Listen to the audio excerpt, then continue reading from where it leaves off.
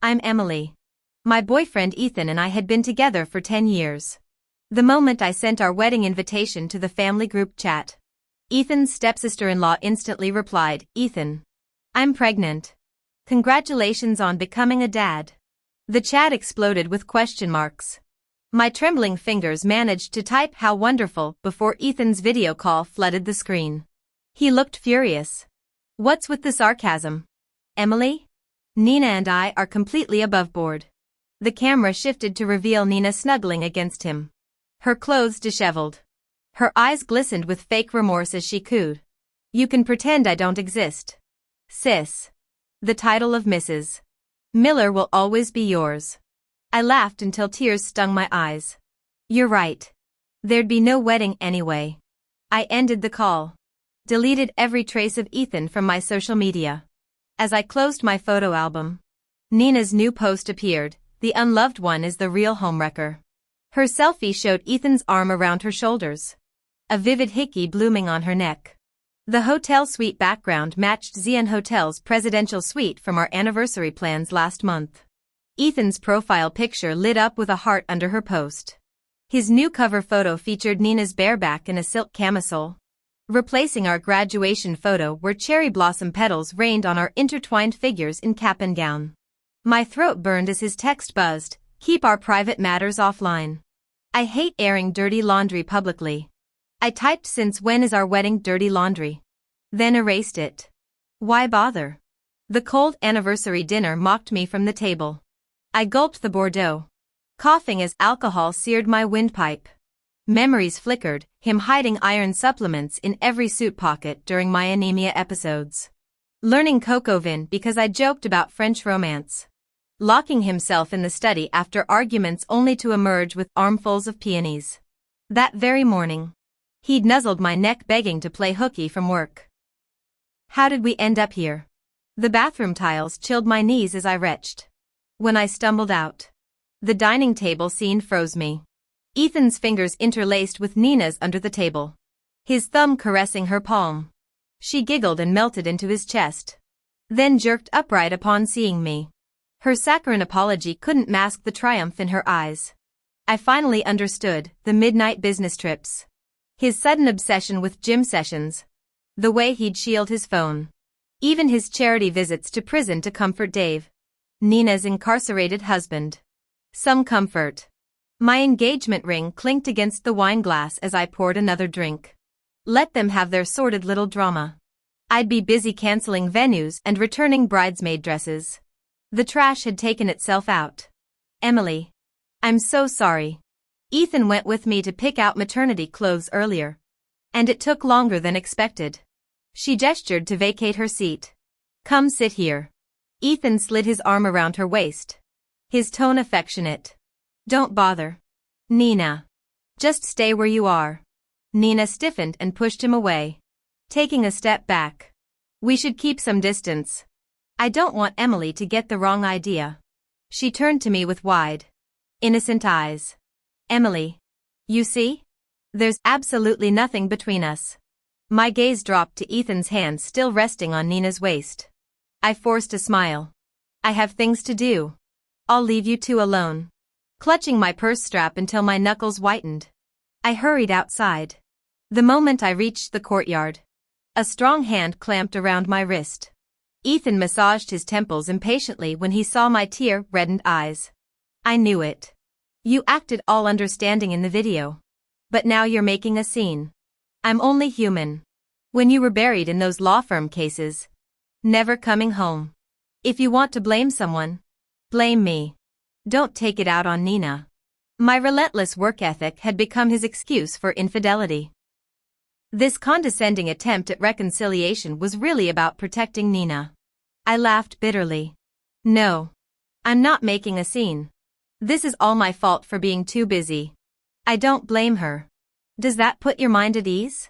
I shook off his grip, but he seized me from behind in a crushing embrace. "Enough, baby. I was wrong. Where could you go at this hour?" The familiar warmth of his arms and the tenderness in his voice made my throat tighten. How could the same man who held me like this have driven us into this impossible situation? Make Nina terminate the pregnancy. I heard myself say shakily. The wedding can still happen as planned. Ethan released me so abruptly that I stumbled, my forehead striking a porch column with a sickening crack. That's not negotiable. His voice turned arctic. Nina's carrying Dave's child. With new developments in his case, he might get life. I laughed suddenly, recognizing his evasive gaze. He could never look me in the eye when lying. We're done. What? His face twisted in disbelief. I admitted I was wrong. It was a mistake with Nina, it doesn't mean anything. Stop being childish. Childish? My pent-up anguish erupted. Then tell me today, do you love her or me? I love you. He roared, veins bulging. But I won't chain myself down either. The words hung between us, his own shock mirroring mine. I wiped away tears I hadn't realized were falling and walked away. A thunderous crash echoed behind me. Nina stood trembling in the doorway, face ashen. I didn't mean to overhear. Emily. I won't ruin your family. I'll raise the baby alone. Please, let me keep it. I kept walking, snorting derisively. Do whatever you want. Nina's aborted kneeling motion froze. She suddenly lunged forward, grabbing my arm and thrusting a gift box into my hands. This anniversary gift is from Ethan. He truly loves you. Open it. I glanced at Ethan instinctively. He watched me with nervous anticipation.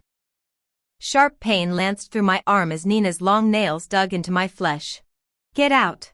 I shoved her away violently. Nina stumbled back and collapsed onto the floor. The gift box smashed against the tiles, the perfume bottle shattering instantly. The heavy scent of desert rose, a fragrance symbolizing the end of relationships, flooded the air.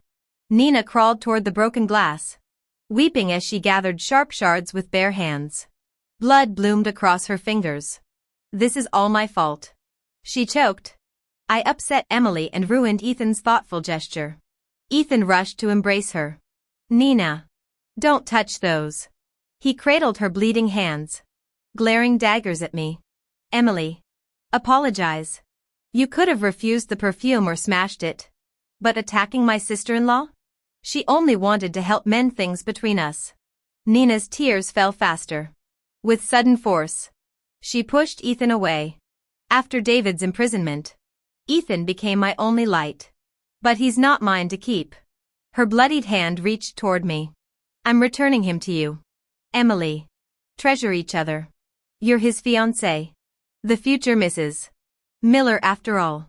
I snorted and turned toward the exit. What stellar acting. Ethan's roar followed me. She's not guaranteed to become Mrs. Miller. Pausing mid-stride, I swallowed the bitterness in my throat. Wouldn't want it anyway. The butler entered then, leading Nina's 5-year-old son, Leo. The boy took one look at me and charged like a feral pup, sinking teeth into my hand. Evil witch. Stop hurting mommy.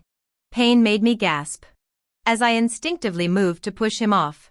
My fingers barely grazed his shoulder. The child immediately wailed, clutching his arm while rolling dramatically on the floor. I hate you. You stole daddy and bully mommy. I stared at this miniature liar Nina had raised. His real father David had been jailed for 2 years. Nina never took him to visit, instead teaching him to call Ethan daddy. Now I'm the homewrecker stealing Ethan away. Ethan never corrected the delusion, merely chuckling. Don't take it personally, Emily. I don't want the boy growing up fatherless and insecure. Nina gathered her son, smearing blood across his cheeks as they sobbed in unison. Ethan's palm cracked across my face twice before I registered the movement. Emily. His eyes burned crimson. Leo's 5 years old. How could you? Have you lost your mind? I never touched him. Nina's tremulous voice interrupted. Ethan. Leo's shoulder is bruised purple. What sin have we committed to deserve this? The boy glared from her arms, feral hatred mirroring Ethan's expression. Not father and son, yet united in loathing me. Suddenly exhausted, I rasped. Let me leave. Your happy family will have peace. Ethan froze, then barked at the butler to fetch a doctor. Stumbling outside, I hailed a cab. The taxi door hadn't closed when the world flipped upside down. Ethan hauled me over his shoulder. I sank teeth into his neck. He grunted. Voice glacial against my ear, "You're jealous of Nina's pregnancy? Then carry my child instead." He threw me onto the bed with violent force, pinning me down. I struggled desperately, but he easily restrained both my wrists above my head with one hand. His bloodshot eyes burned into mine as he rasped, "Every time I mention starting a family, you brush me off with work commitments and career ambitions. 8 years. Emily. All my friends are fathers now. Does your career mean more than our life together? Let me make this clear, if anything happens between Nina and me, you've driven me to it." He tried to crush his lips against mine, but I turned my face away coldly. "Your precious Miller family still hasn't accepted me. Why should I bear your child out of wedlock? So our baby can be branded illegitimate like some dirty secret?" His entire body went rigid. A bitter smile twisted his lips. "That's your objection? Doesn't my love for you outweigh everything?" His love? What a cruel joke. For 8 years I'd groveled like a beggar, forcing smiles through his mother's contemptuous glares. I'd worked myself to exhaustion, pulling all-nighters to prove myself worthy of the Miller name. Yet he dismissed my career as worthless. My heart plunged into frozen darkness. I closed my eyes, too drained to argue. After a long silence, he tried kissing me again with forced tenderness. I lay motionless, nausea rising in my throat until I gagged. The door burst open. Nina whirled around with theatrical shock. "I'm so sorry." Leo insisted on finding Ethan to play with his blocks. Before she finished, Ethan was already striding toward them. Their retreating footsteps unleashed my tears. 8 years. And the man who'd never raised his voice at me had now struck me, cursed me, and abandoned me for another woman's child. The Ethan who once adored me was gone. Clutching my aching chest, I stumbled outside only to be blocked by a black town car. The driver stared impassively. "Miss Johnson. Mrs. Miller demands your presence." In the Miller Estates parlor, a Hermes bag smashed into my forehead. Margaret's shrill voice pierced my ringing ears. "Can't even keep your man. You're unworthy of our family." Blood trickled down my temple as I caught myself on the coffee table. She surveyed me with disgust. "If Ethan weren't obsessed with you, no orphan gutter rat would ever." "Mrs. Miller." My voice shook with fury. "My parents died in a car crash. Had they lived, they'd have taught me to discard soiled goods." I wiped blood from my eyelashes. "But you? You raised a man who sleeps with his friend's wife. Must be so proud." The shattered teacup left a new gash beside the first. The pain barely registered anymore. Why should it? Just because I'm an orphan. Does that mean I deserve to be trampled on like this? I bent down to pick up the Hermes bag she'd thrown at me, ready to retaliate, when my wrist was suddenly grabbed. Ethan snatched the bag and threw it to the floor, ignoring Maggie's furious shouts. He dragged me outside. At the gate, he finally stopped. Seeing the wound on my forehead, his brows furrowed as he pressed a handkerchief against it. "How many times have I told you not to argue with Mom? Everything she says is for our own good. I'll take you to the hospital first. Apologize to her later. The wedding's in a week, don't make this harder for everyone." I stared at his concerned expression and replied numbly, "Don't bother." His jaw tightened as he forcefully pulled me toward his car. Just as I tried to break free, his phone rang. "Ethan, my stomach hurts so bad." Nina's tearful voice trembled through the speaker. What if the broken glass hurt the baby earlier? Ethan panicked instantly. "Stay calm. Nina. I'm coming right now." He turned to me with guilt-ridden eyes. "Emily. I smiled and waved him off. "Go. The baby matters most." He hugged me in relief before hailing a taxi, instructing the driver to take me to the hospital. He didn't look back once as he sped away. Laughter bubbled out of me in the back seat until it dissolved into tears. Maybe this was better. I felt nothing left for him anyway. My phone vibrated with a new message. "Why send me wedding invites? I said I wouldn't watch you marry someone else." I can't stand seeing you smile in that white dress when I'm not the groom. A fuming sticker followed. Wiping my tears, I typed rapidly, Ryan. What if you became the groom instead? The screen went dark. 2 agonizing minutes passed without response. Just as I gave up hope, his reply flashed, just booked tickets. Come to France. Now. Okay. I responded instantly, directing the driver to the airport. My passport was already in my bag. I'd prepared to leave the moment I saw Nina's pregnancy announcement. 2 weeks ago, a top Chinese, French law firm had sent an offer I'd initially dismissed. Now I realized fate had planned my escape all along. At the airport, Ryan had booked the earliest flight. I boarded without hesitation, blocking Ethan's number. I closed my eyes. New beginnings awaited in France. Ethan gripped the steering wheel, unease gnawing at him. Emily's bloodied smile haunted him, the crimson trickle on her forehead, the red mark from his slap. Yet that hideous, relieved grin made his chest tighten so painfully he nearly ran a red light. He pulled over, trembling fingers dialing her number. The number you've called is unavailable. All messages showed blocked. Ethan slammed his fist on the steering wheel, about to make a U-turn to the hospital when Nina's call came through again. Leo's tearful childish voice pleaded, Daddy. Where are you? Mommy's stomach hurts so bad. I'm scared. Please come home. Ethan took a deep breath and finally turned the car toward home. It's fine. Emily must be throwing another tantrum. Within an hour at most, she'd be calling in tears begging him to pick her up, same as always. Comforted by this thought, he relaxed slightly. Nina sat red-eyed on the bed when he arrived. Leo immediately leaped into his arms. Daddy. Read me a story. The clock showed 1 a.m. Suddenly Leo's clinging felt suffocating. And even Nina's presence grated on his nerves.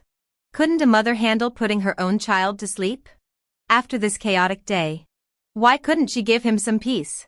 Jaw clenched, he mechanically patted Leo's back, humming the lullaby his mother Maggie used to sing. When the boy finally slept, Nina smiled contentedly. In the hallway, Ethan coldly pulled her aside. Undeterred, Nina wrapped her arms around his waist. Emily hasn't come back yet? Her voice dripped with barely concealed triumph. He shoved her away. Sister-in-law. We should maintain boundaries. As she stood on tiptoes trying to kiss him, Ethan vividly recalled Emily's gagging disgust when he'd forced that kiss. The memory hit like a sledgehammer to his chest. Did she think him tainted? His throat constricted. How had he sunk this low? Claiming to love Emily yet entangled with Nina. On their 8th anniversary, while Emily prepared candlelit dinner, he'd foolishly rushed to Nina's hotel room at her call. Emily must have recognized the hotel background in that video, no wonder she'd been furious. Enough. He recoiled from Nina's painted lips. This ends now. You'll only ever be my brother's widow. Her face paled. What about Leo? Your own son? Money will keep coming. Ethan's gaze dropped to her slight baby bump. Keep it or abort, your choice. But stay away from Emily. Back in his room, he kept checking his phone. Emily should be calming down by now. The moment I landed in Paris, Ryan stood at arrivals holding pink roses, his tailored black suit drawing camera phones like paparazzi. Emily. He grinned, taking my luggage. His warm hand enveloped mine. You can't run after tempting me. I showed empty palms. Came penniless. No escape. Ryan suddenly pulled me close. Boyish smirk reappearing after 20 years. Then, wedding this weekend? So soon? Better safe than sorry. Ryan leaned in, his breath warm against my ear. I'll let you adjust to the jet lag tomorrow. But no later than the day after. Okay. Since we'd decided to start fresh, what difference did a day make? Ryan's palm felt reassuringly warm against mine. Under the Parisian sunshine, I began to think this hasty decision might actually work.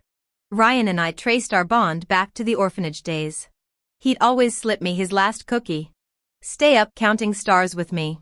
When he tearfully confessed his feelings in college, I was too busy crushing over Ethan to notice. Do you know how long I've waited? Drunk Ryan from my memories pressed his forehead to my shoulder. The whole world knows I love you. Only you pretend not to see. He later became the youngest Chinese design director at a French luxury house. While I stayed in China juggling law firm deadlines and Ethan's demands, until everything collapsed. Emily. Ryan's voice turned sharp in the car. Keep thinking about that man and I'll get jealous. I mumbled an apology. I'm certain I don't love Ethan anymore. But 8 years together. I need time to. His minty kiss swallowed the rest, ending with a playful nip at my lips. Now. He grinned. Our foreheads touching. Forgotten? I studied him. Ethan had been all icy perfection. But Ryan hid mischief beneath his gentle demeanor. Those bedroom eyes could melt glaciers. Surprisingly, I didn't mind his touch. My ears burned as I whispered. Since when do you just kiss people out of nowhere? He scoffed, says the woman who suddenly proposed marriage. Can't I kiss my own fiancé? I cleared my throat. By all means. Squeezing my eyes shut with dramatic resolve. I tilted my face up. Go ahead. Warmth neared, then became a gentle head pat. Can't do it with that bruise on your forehead. He grumbled. Yet his arms slid around me protectively. Sleep. You've flown 14 hours. Just show up looking gorgeous, I'll handle the wedding. I drifted off smiling against his shoulder. Next evening. I awoke to twilight and a diamond-encrusted wedding dress shimmering in sunset hues. The door creaked open, Ryan stood haloed in golden light. White tuxedo transforming him into storybook royalty. Kneeling with a ring box. His eyes glimmered, marry me. Princess. Tears welled up. These were our childhood fantasies, me as a glittering bride. Him as a devoted prince. He remembered everything. Seeing his flushed cheeks. I grinned, yes. My prince. We both burst out laughing at the cheesiness. He fumbled the ring onto my finger. Pecked my forehead. Then exhaled dramatically, mission accomplished. Emily. Could you be serious for once? He pinched my cheek. I know it's childish, but this is what you wanted. Right? Instantly sobering. I met his gaze, it's perfect. Ethan was losing his mind. For 24 straight hours. He'd combed through Emily's contacts. Searched every hospital and hotel in the city. Even checked the morgue. Yet she'd vanished without a trace. The cigarette burning his fingers snapped him back to reality. Bloodshot eyes stung as he blinked. Her shattered smile haunting his vision. His heart twisted like rusty blades grinding through flesh. Maggie entered the study with ginseng tea. Ethan. I cancelled the wedding. Emily wasn't worthy of you. And that Nina is even worse, cut all ties. Her voice turned bright. I've arranged for you to meet the Taylor heiress today. Proper breeding. Sharp wit. And 10 times prettier than. I only want Emily. Ethan's gravelly shout shook the room. Contact international investigators. Issue a global alert. The wedding date stands, with her as my bride or no one. He stormed out. Swallowing bitter tears. The butler intercepted him at the gates. Panting. Sir. Emily was spotted at Charles de Gaulle Airport. Ethan snatched the phone. The surveillance photo showed Emily laughing in a rose-filled embrace. Some man's arm draped across her shoulders. Charter the jet. Now. Ethan's icy command contradicted his trembling hands. During the flight, he obsessively swiped through Emily's photos. Rehearsing apologies through gritted teeth. His temples throbbed with every passing hour. My ivory gown pooled on the chapel floor as Ryan gripped my shaking hands. The handful of guests, his college friends, leaned forward in anticipation. Ryan. Do you take Emily to be your wife? Yes. His eager shout echoed through the vaulted ceiling. Palms sweating against mine. My chest tightened. After 8 years expecting to marry Ethan, I'd chosen Ryan in 3 dizzying weeks. I tugged his sleeve. You can still back out. I'm not. Finish that sentence and you'll regret it tonight. He growled. Sparking laughter from the pews. When the priest turned to me, Ryan's eyes glistened with unshed tears. Emily. Do you? The I do barely left my lips before Ryan's desperate kiss swallowed it. Rose petals rained down as cheers erupted. Emily. Ethan burst through the doors like a storm. Ryan instinctively shielded me behind him. Both men bristling like rival wolves. What did I ever do to deserve this? Ethan's cracked laughter cut through the chapel. Ghosting me wasn't enough? You had to pull this sudden wedding stunt? His gaze drilled into me.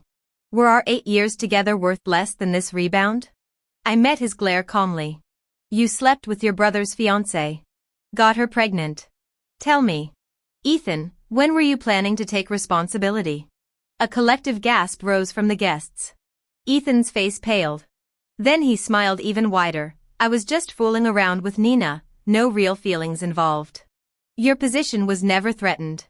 I already apologized. What more do you want from me? Don't pretend you're blameless. How many nights did you work late these past 6 months? When did you ever come home? I've been living like a neglected wife. Now you're playing the victim? I nearly laughed at his twisted logic.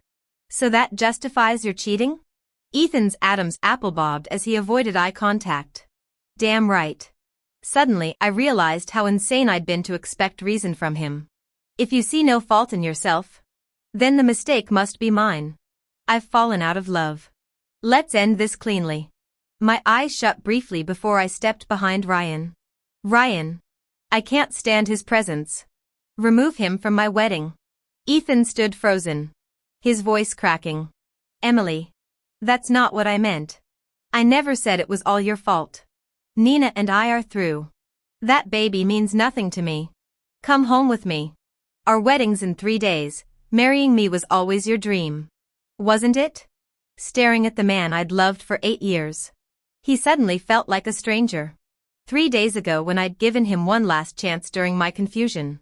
He'd claimed he didn't want to chain himself. He loved me but refused to let go of Nina. Now he expected me to believe he'd changed overnight? Ryan squeezed my trembling hand. His warmth snapping me back to reality. No. I said firmly. You repulse me. Ethan blanched as if stabbed. Disapproving murmurs spread through the crowd. Who crashes a wedding after being such a jerk? Thank God Emily came to her senses. Ryan's arm circled my waist as he called out mockingly. Care to join the newlyweds photo? Mr. Miller? Consider it your wedding gift to us. His smile didn't reach icy eyes. Ethan's knuckles whitened. But he silently took his place in the back row. When the camera flashed, every face beamed except his, red-eyed and utterly lost. Later in the dressing room, Ethan cornered Ryan near the chapel. Name your price to leave Emily. Ryan chuckled. Priceless treasure. You bastard. Ethan grabbed his collar. I'm being civil not to ruin her big day. But you stole my fiancé. Civil? Ryan's laugh turned glacial.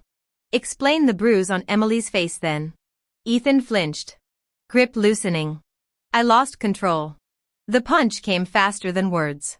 That's for Emily. As Ethan staggered, Ryan calmly straightened his tie.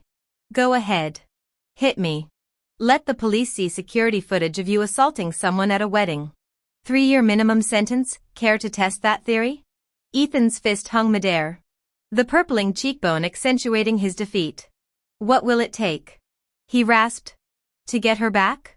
Ryan suddenly snorted mockingly. Ethan. Listen carefully. First, I've loved Emily for over a decade. Do you really think I'd back down now that I finally have my chance? Second. His voice hardened. Emily's a living person. Not some discarded toy you can reclaim whenever you feel nostalgic. She's made it clear she doesn't love you. Show some basic respect. Ethan's face drained of color with each word. Ryan had already turned away, striding purposefully toward me. You've endured enough these past years, Mrs. Young, he said softly, slipping his arm around my waist. We left Ethan standing hollow-eyed in the parking lot. Foolishly, I assumed that would be the end of it. 4 weeks later, as I exited my new office building, there he stood, Ethan clutching blood-red roses like some tragic romantic hero. Sweetheart, he crooned, thrusting the bouquet at me. Let me drive you home. I shoved the flowers back into his arms, suppressing a bitter laugh. After all this time, He still didn't remember I hated roses. His wounded puppy expression followed me all the way to my car. The weeks that followed brought increasingly desperate performances lingering outside my workplace during lunch breaks. Intercepted by security when he tried sneaking gift boxes into my office. Each rejected present seemed to shrink him physically. His tailored suits hanging looser each time we crossed paths. The final act came on a rainy November evening outside Ryan's condo. Ethan collapsed to his knees. Tears mixing with rainwater on his hollow cheeks. "Please. Emily." He choked out. "Nina's dead from childbirth complications. Dave got early release, he's coming for me." I stared down at the trembling wreck. "You rigged Dave's embezzlement case to steal his fiancée," I reminded coldly. "This is what karma looks like." His fingers clawed at my trench coat. "I'm fleeing to Mozambique tomorrow. Just, maybe answer my letters sometimes? I'm 6 months pregnant and running a mergers department," I said, shaking him off. "Don't hold your breath." The international news segment made me pause mid-fold. Ryan looked up from arranging baby socks as I froze the screen. Security footage showing a skeletal Chinese man being dragged from some Congolese mining pit. Even through the bruises and prison tattoos, the defiant tilt of Ethan's chin remained unmistakable. "Dave's early parole," I began slowly. Ryan's innocent shrug didn't reach his eyes. "Turns out Nina falsified those financial records." My lawyer friend simply corrected the record. When I raised an eyebrow, he added defensively, "What? Justice delayed isn't justice denied." Laughing, I tossed him a tiny striped onesie. "Keep telling yourself that, Mr. White Knight."